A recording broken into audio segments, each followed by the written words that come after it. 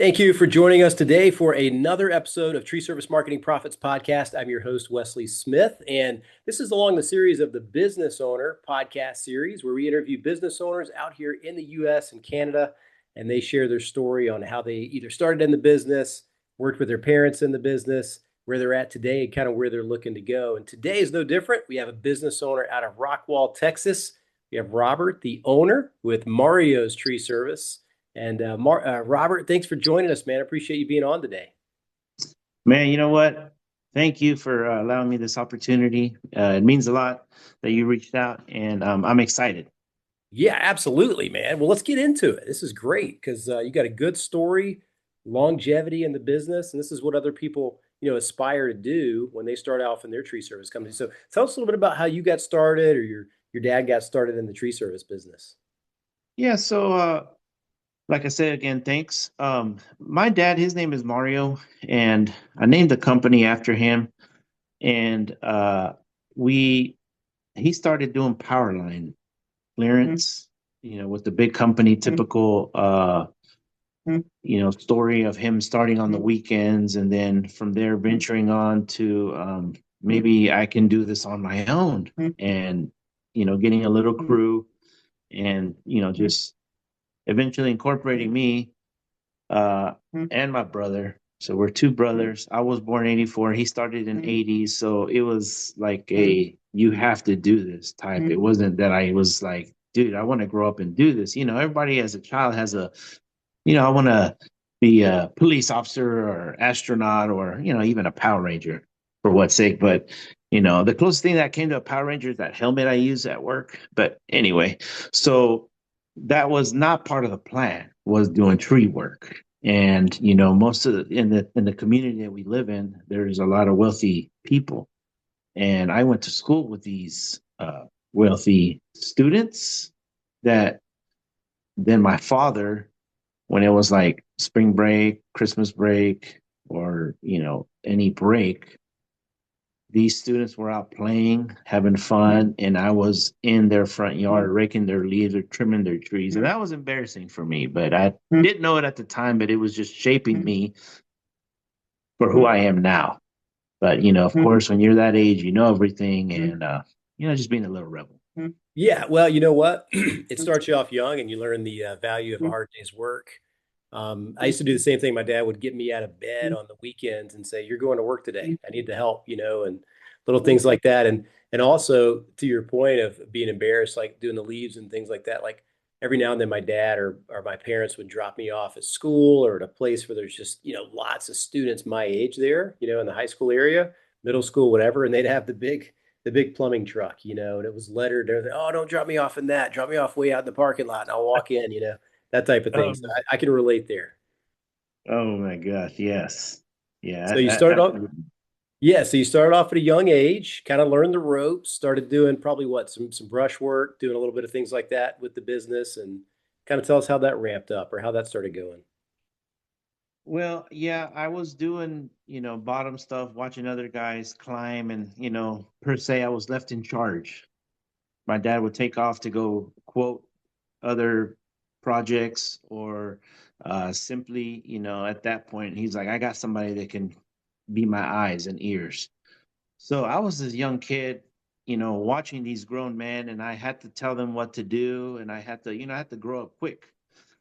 And eventually, my dad was kind of seasonal. He didn't want to do it year round. He was more like, I just want to save some money in the summer, be completely off for a few months in the winter, go back to Mexico and, purchase a home down there and just hang out.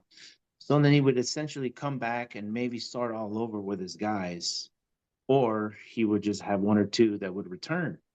And that just one day that just didn't work for me. I was like, hey, dad, I really, I want to make this work. And he said, well, go knock on some doors. He shouldn't have said that. So I learned, rejection early, knocking on doors. I ended up getting business. So next thing you know, I wanted to take it to actual company versus just seasonal, mom and pops, to creating an LLC. And I got enough work to where I was like, let's have uniforms now. Let's, be branded. And so I had a meeting with my father and mother, and I was presenting the idea, let me hire my own people, just stuff that I've observed. And I was very excited. It was a time that I was gonna go on my own. I was working in restaurants before. I did some other businesses, and then I came to my senses and came back to the tree world. And the meeting did not go as planned. They said, "You are crazy. That it takes way too much to do that. These employees are going to run you over." And I was very disappointed. Needless to say, I was crushed. The very next day, I hired my first guy. I was like, I'm not stopping my dreams. I was going for it. I was very excited about it. So I hired another guy, and a few guys didn't work out, but I was getting in there. I didn't even have a way to haul away the brush. I was just like, I'm going for it, and I went for it to the point where now my father works for me, and he's excited about it. We've never gone back to touch that subject, which is probably a good thing anyway. But it's like we're still in the family business. I make the schedule for him, and he just takes it. And he's great customer service. He knows the ropes already, so it's just a win-win the way that it worked out. Yeah, I mean, the family dynamics of running a business can be challenging, right? There's a push and pull factor. It seems like the next generation wants to kind of reach for the stars, kind of grow the business, grow it into something that, is more of a business, whereas maybe the first generation starts it where it's really hard to create it, to build that momentum, to build that company. And it's like, ooh, I don't know if I want to take any risks right now, right? Let's just kind of stay small and all of that. And I can relate a little bit to that too. And sometimes it's justified. It's like a business is hard to run, and you don't want to get out over your skis with equipment and hiring too many guys, and they can't fill the calendar and things like that. There could be some reluctance there, but I think if you make those strategic moves, once you get to the point where you're busy and your calendar's full and you kind of got this predictable work coming in, that's when you decide like, hey, look, we got to do something different because we're pushing away business more than we're trying to grow, right? And you get that problem. And so it's like a juggling act. Like, when do I step out and we get another crew, hire more guys, get more equipment? So that was after you had joined. How long were you in the business? Was this like in the late 90s, maybe early 2000s when you guys kind of Yeah, decided to start doing that? yeah, definitely in the 2000s. I decided that I was going to hire some people, um, and I would see the chip trucks drive by, with the personal companies, not like power line clearance companies, but individuals that created a company, and I'd be like, wow, that is awesome, but that'll never be me. That's just something that you learn, that you shouldn't talk that way if you're trying to strive and get somewhere. But that was me. I was like, that's for big people, that's for big companies, I'll never get there. And then one day I decided that if you've heard that quote, if you want to go fast, go alone, but if you want to go far, go together. I like that. So yeah, man, I totally applied that. So I talked to a couple of my guys, and we decided that talked to one guy, and he's gonna go in half on a chipper with me. And then I talked to the other guy, and he's gonna buy a chip truck. So instead of having stake in the company, like getting equity back, you get it in the same form. So we grew a lot faster by other team members investing in the company. So in essence, it is my company. All the leads are coming to me, but my team members are also helping me. So they treat the equipment like it's their own, because it is. So therefore, I don't necessarily have to be there. Now you have another set of eyes that is like, hey, don't be treating the equipment like this. We got to make sure we grease it. We take care of it. So this just works very well the way that we run this company, because like I say, these other guys are helping out and they're investing. So then we grew a lot faster, and all of a sudden, even our own clients are like, wow, they're just amazed that you go from chopping up these limbs, breaking your back on the trailer, to this shiny new chipper shows up. And it just, I love that. I'm still amazed by it every day. So you entrusted the key team members in the business to start kind of ramping up the business and growing it by they're now investing in the equipment with you, kind of alongside of you. And then as you guys are kind of doing the work and doing that, they have more of a stake in the company with the work they're doing. And I'm sure that creates more longevity with the team members, right? Like they want to stick it out, they want to stay with you. Is there some sort of carrot down the road in the business, or is it just, hey, you get this percentage because you put this percentage in on this piece of equipment? Yeah, absolutely. So they do have more equity coming back to them. And that we're always thinking of how to grow and what should we, uh, where should we make our next move? So we talk as a team now, in essence. And the way we structured it, it started with I I like to travel. I like, traveling and seeing the world. And so I kind of structured the business that way. That way, I can leave and I have these people that work together alongside with me that take care of the company when I'm not there. So I probably leave 2 weeks at a time when I do go somewhere. And my estimator, that's all his only job is estimating jobs. So and he's great with customer service. He's worked country clubs his whole life, managing them. So he's like the face of the company, and he's also my cousin. So he's very trusted, and so he took on that role. He is great with people, and necessarily I have a good heart, and not saying that other people don't, but it's easy for somebody to say, "Hey, I don't have a lot of money. Can you please do this for this much?" And I'll break down and say yes. And because I know a lot of people. And he, on the other hand, doesn't know the same amount of people. So he has no attachment. So he works that role better, in essence, to making sure we collect what is proper versus me just giving away a lot of the work. I see. That's awesome. Well, Robert's sharing some great tips here on how to get buy-in from your team members and that kind of like long-term vision, seeing the vision of them staying with the company, growing with the company. And so if you're getting any value out of this, like and subscribe to the channel, leave us a comment. If you got a question, we'll come back and answer it a little bit later. So take me back to those early years in the audience too, Robert, when you said that you were knocking on doors, you were getting some business. So I'm assuming you would be doing a job in a neighborhood and then you'd canvass the streets, in the neighborhood afterwards or during or whatnot, getting some business that way, getting some more estimates to produce at that point. What are some other marketing tactics you were doing back then when you guys were kind of bootstrapping the business and kind of trying to grow it? What are some of the other things that you were doing to make the phone ring back then? Well, some of the other things were, I think every tree guy has probably done like Home Advisor. And then I did that for a little while. It was it was kind of tough because at that time, I think they got bought out now and they're a little bit different, but that was many years ago. You had to be one of three that won the project, and you had to be there quick. And sometimes whenever you run these ads, a lot of people fill it out just because they want to see what it would cost to have that tree removed. They're not necessarily interested in doing that. So you're kind of at the mercy of the company. They make their money, you don't, you hustle. So it was something that you just have to do it. You just have to try. You just have to kind of figure out is, got your feet wet. Did it work for you? Did it not? So it worked for us for a little while until I finally got busy enough that, I decided not to continue doing work with them, although they still call me all the time.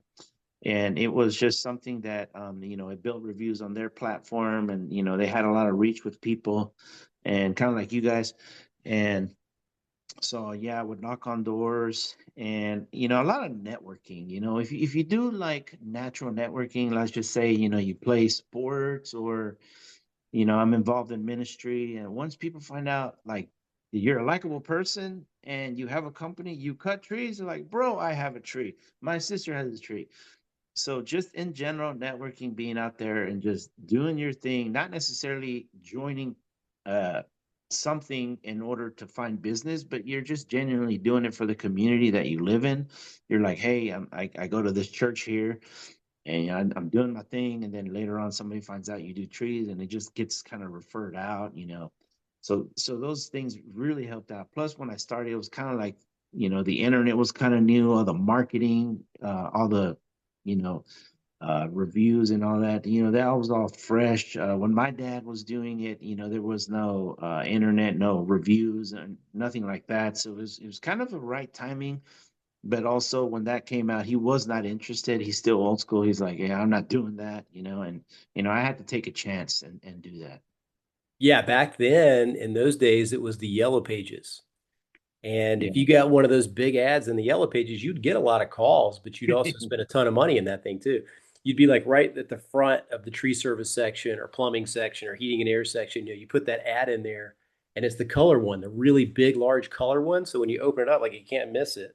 And then some Yeah. people would go the extra mile and they would be on the back cover or the front cover or something like that, which I can't imagine what those would cost back in the day. But yeah, those are, I don't even know if they distribute those anymore. I don't think I get one at my house anymore. They tried to take that online, but I think it was kind of a dud, the YP.com when they transitioned over. So I don't That's know right. that it worked out really well for them, but it sounds like you were doing, kind of the hustling tactics, doing the, knocking on doors. Probably did you guys kind of start wrapping your trucks and putting your signage on the trucks back then too to kind of maybe generate some Uh, impressions? Back then, I did not, because it was also my personal truck, so I would use the magnet. I would just put it on there, and whenever I wasn't working, I would take it off. I wasn't really, I guess, I wasn't fully invested yet. And then once I was able to separate work truck from personal truck, and also for CPA reasons and all that, then yes, all the trucks have all the wraps, and they're simple. I don't like to overdo it, because then people get lost in all the designs and everything. It's just the logo, tree service, and the number. You start listing 30 services on there, it's very hard to drive by and like, I don't know, I need that service. So I just kind of have very basic, get to the point on my trucks. Well, yeah, and the more services you put on there, the smaller the font has to be for all those additional services. So they're not going to be able to see all that anyway, just passing by. The main thing is large font. You're right. Tree service, tree care, whatever you want to put there, just a big term, big phone number. Nowadays QR codes are cool because you can scan those with your phone and maybe get to the website faster. So that's great. That's perfect for the trucks. People can see it from a mile away. That's what you want. Oh, yeah. And it's just those impressions. It's people seeing it over and over again, and they see you in the neighborhood. They'll see your sign out. If you're leaving business cards, if you're online, they see you there. There's a lot of different ways they continue to see you over and over again, social media, and then eventually they just know who to call. So you guys were kind of ramping up back then, okay? And did you guys decide at some point, this pen and paper thing? Writing all the estimates down on paper, writing down the appointments on paper. This is getting monotonous. And somebody out in the field doesn't really know what I've got written down in the office. And if I leave the office and I forgot the notebook, well, I'm up crap creek, right? I can't find what I need. So when did you guys make that decision to kind of get a CRM or did you? And which one are you guys using at this point? Well, believe it or not, I still write down a bunch of stuff. It's just my brain just works that way. If I write it down, even if I never see it again, the information I wrote down just kind of stays in my head, to where I can just seriously think real hard what I wrote down and when, and it comes to me. So I still write things down, but we did get a CRM. I would say maybe about 5 years ago. We did decide to go with single ops. Um, they were emailing me for the longest time, and I thought it was like a singles thing, like, you upload your profile to find like a wife or something. So I never Single paid ops, yeah. attention. Yeah, I Right. never paid attention to it, because Yeah. you get spammed all the time, your number being Hmm. online. Hmm. And then one day I took a call, and they explained to me what it was, and we did a Zoom call, and I was like, okay, I like this. And back then the prices were, they've gone up, but it was a lot better. just like anything else, right? It starts low and then puts something out of business and then they go up. So, Hmm. but I think it's a necessity for sure because, like I say, I don't go to every job site just because I can't anymore. We're just so busy. And my foreman opens it up and he knows what to do. He reads all the notes and, it's a must really to have one. Yeah, and you're building this database, this gold mine of recent either customers or people that you've went out to their house, shook their hand, given them an estimate, so they're aware of you. So building this humongous database of 3, 5, 10,000 contacts is such a game changer down the road for your business because now you can do text marketing. You can do email marketing to your old customer base, and that generates a lot of revenue for very inexpensive, right? You're not having to pay for new leads. You've already got these people that know, like, and trust you. So why not send them a message once in a while? We just had this storm like we were talking about before we came on live, and we were talking about the snow and the ice in Texas where you were at. And I'm in Georgia. We got some ice too. So school's out today. They're doing virtual learning or whatnot, but there's trees Oh down man. everywhere. Like I walked out Mhm. back earlier and I could hear the tree companies, shoving the Oh logs in the man. chipper. I could hear the chainsaws going and things like that. So there's a lot of work being done when that happens. So you can instantly text your database, say, "Hey, look, anybody have any emergency services or trees down? Give us a call. We're out here working today," and that'll generate sometimes 10 or 15 appointments right then. So that's really important, I Absolutely. think, to build that database. So I'm glad you guys did that. Yeah. Yeah, that and I handle all my marketing, like my social media, Facebook, Instagram. Facebook's a little bit more serious. Instagram, I kind of just play around and just put like videos showing off doing things. And then we do have a website. It took me years to do the website. I finally gave in, and I should have done it a long time ago because a lot of leads come in through the website, and a lot of people just they even old customers that have my phone number, they will just submit online quote requests through the website. And I'm thinking, man, I should have done this a long time ago, but you live and learn. Yeah, and it's really, the website, what we teach too is it's your foundation, right? It's where everybody's going to end up at some point. So if they know you from before and they're like, man, I don't have Mario's Tree Service phone number. Let me go look them up, Mario's Tree Service. And they look it up. Oh, there's their website. Let me click on it, right? That's how they find you. And then maybe they're looking for a specific or a peculiar service and you have it listed on your website. Boom, it's there. They know they can contact you. Or some people just want you to call to schedule. So they don't really want to call. They just go fill out your form, like you said. So Mhm. just giving them those opportunities to come in different angles and different ways. Most people, they're going to do their research. If they see you on social media or they Google search and find you, they're going to just end up on your website at some point. So you want to have one, whether it's basic to start with, it doesn't matter. As long as you have one and people That's can correct. see who you are, get a couple photos on there and a way to contact you, that's the bare bones, and from there you can build out a better one later. But that's you always need one to start, so that's good. You know. Oh yeah, all those things are a huge difference. Website, get yourself a website, guys. Yes, it helps. I mean, there's a lot of too, like drag and drop free build, not free, but easy, like really inexpensive, like hosting, like Squarespace, Wix. Like there's all these ones you can Yeah. just kind of subscribe to, and you can literally just go create your website in a day, and just get something basic up. But the time online your website is, and as long as your domain's been live, like your xyztreeservice.com, that domain, the longer that's online, the more trust it generates with the search engines. So the sooner you get that up, the better, even if it's just a easy basic one. Um, so that's good stuff. So at that point, you guys, okay, so you start growing the business. You've got your database. It's keeping you guys more efficient. And we talked about this too. You guys have a 5-star rating with 212 Google reviews. So that's a testament to you, your leadership of the company, as well as asking for the reviews and the work that you guys are doing. What are you guys doing to generate those reviews besides excellent, rock solid work, it looks like? Yeah, well, I think the whatever you either sell or whatever service you do has to be top quality. That just has to be number one. If you can't uh, have a solid whatever you're selling or service you're providing, then you really won't have those reviews. It just won't look that way because then you start seeing reviews that are like, "Oh, great service for my favorite nephew." And you can tell they're fake. So I would. send the Google link to my customers and say, hey, if you, I know you're happy with the work. Can you, if you don't mind leaving us a review? And they just wouldn't. I don't know why. It was like 30 in 1 year. And then this company reached out, which I just saw, the guy from San Antonio, the urban company.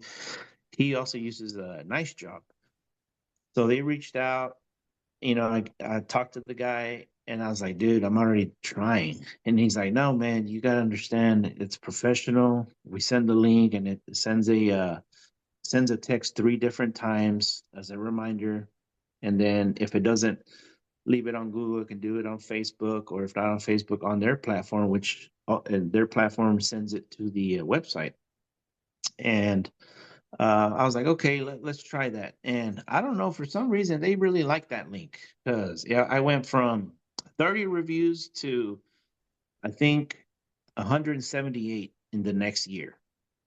And I was like, sometimes you just got to try it. Like I was So saying, I tried it. 130 more reviews in 12 months. Yes. And I was just, people just somehow like this link. People like professionalism. So if you ask them, so, hey, can you please do this? They might not. But if you send them something professional, it just looks better, and then something just tells their brain like this is what I like. And they just started filling those out. And like I said, we provide the good service. We just need the client to call us, and we're there. We'll do it. And I had a lot more, but my first account, I don't know what happened to it. It was like 56 reviews, and I lost that, so I started all over. And that's where I'm at now. But it is a huge goal for me to try to increase those reviews. Yeah, and you said something really, really important there. I want everybody that's listening, or if you're watching this on YouTube, listening to it on the podcast, if you just send it one time, the chances are you're not going to get it. You know what I mean? So if you send that link that you talked about earlier, where you guys were just manually texting that link to the clients and asking them, that's great. That's a good first step. Some people will do it. Maybe one out of, I don't know, 20, 40 people might do it.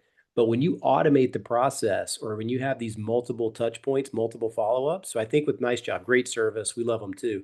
I think they do like a text or two, and then they do a few emails as well. So you give Mhm. people like different ways to respond to it. And each follow-up is worded just a little bit different, to where it might provoke somebody to do it on the way this one's worded versus the way that one's worded.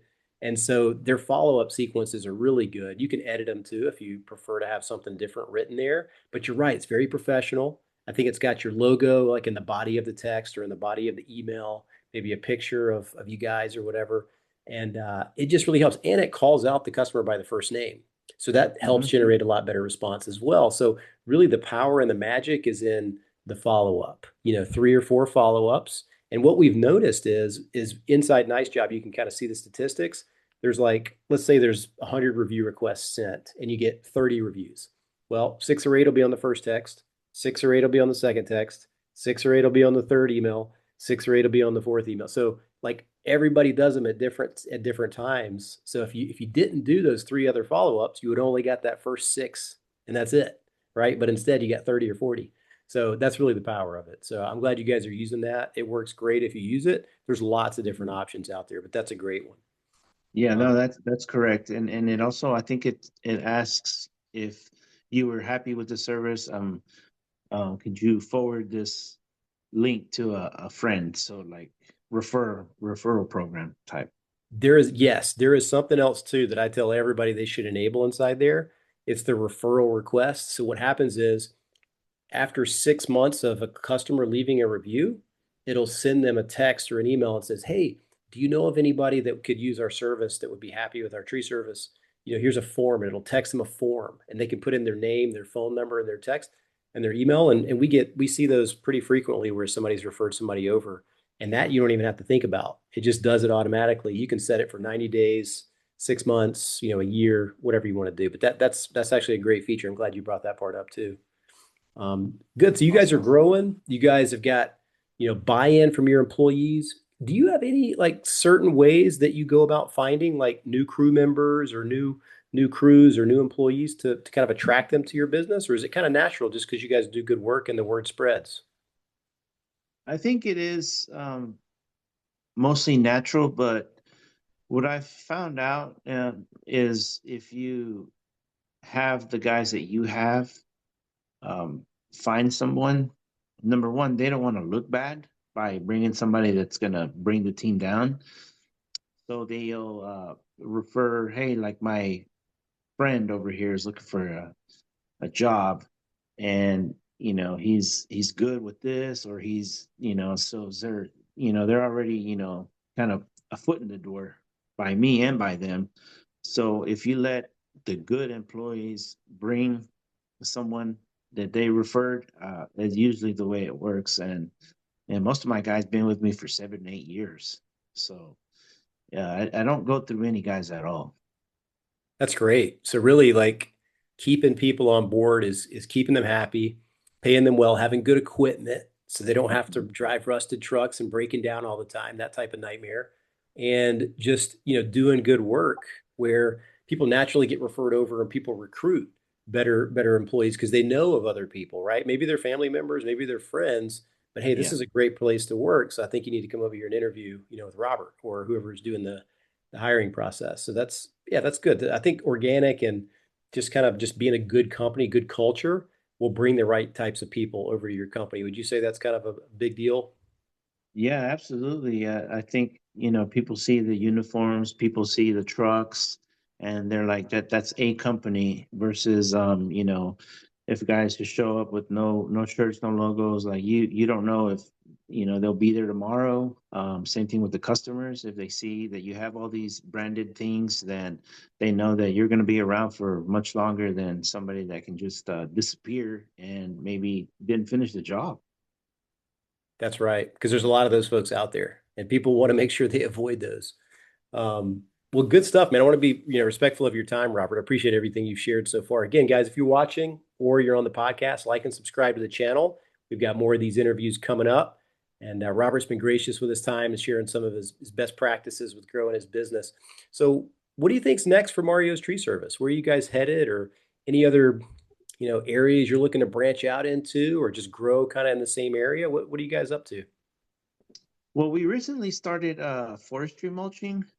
Um, it is a tough market, but I took it as a challenge. I'm like, hey, I'm gonna get in here and see what we can do with this. So we've been doing that, but I also, of course, your mind never stops thinking as an owner. There's so many ideas, so many things I want to do.